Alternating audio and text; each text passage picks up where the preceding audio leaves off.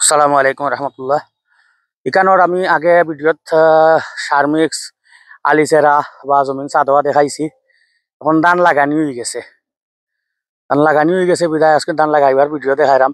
ওইগুলো এবার একটু ডিফারেন্ট স্টাইলে লাগাইছি। গতবারও লাগাইছিলাম, এবারও লাগাইছি। যে আলো বাতাস ঢুকার একটা পথ, যা আগে সরকারিভাবে ওলাহান কয় তারা, বা আমরা যে ট্রেনিংও গেছি সরকারি ট্রেনিংও নেয় তারা, লেউ সিস্টেমটা কইয়া দেয়। ওই ধরুকা ক্যামেরায় ধরে রনে এটা হইল গিয়া 10 লুর বাদে বাদে 1 ফুটের গ্যাপ। আর 1 ফুটের গ্যাপটা আমরা দেখছি, কারণ এখন কিন্তু যে বাতাস বইব এটা উত্তরে দক্ষিণে বয়। এখন কিন্তু বাতাসটা উত্তরে দক্ষিণে বয় বিদায় এটা আমরা উত্তরে দক্ষিণে দিছি। আর এই ধানের সিজন বাদের সময় সিজন আইব, এই সময় হলে আমরা লুট দিমু পূবে পশ্চিমে। আর এই সময় পূবে পশ্চিমে আলো বাতাস দেয়, মানে বাতাসটা পূবে পশ্চিমে।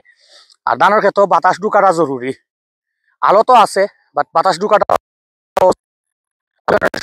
বাতাসে উড়াইয়া হরাইলাই বা আরো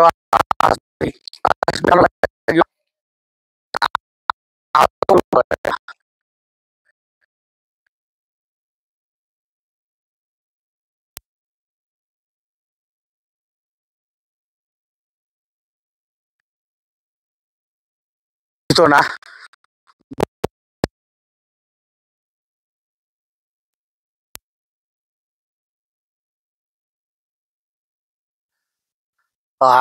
এখন কিছু আধুনিক প্রযুক্তির লগে যদি এড না হই আমরা, খালি পিছে তাহলে তো হইতো নাই। এর লাগে আমরা এখন আধুনিক প্রযুক্তির লগে তাল মিলাইয়া চলার লাগে সিস্টেমগুলা ফলো করলাম। ওটা হইলো ব্যাপার। আর আজকে হইলো দাঁতনের গাছ লাগানির বয়স এই 10 দিন।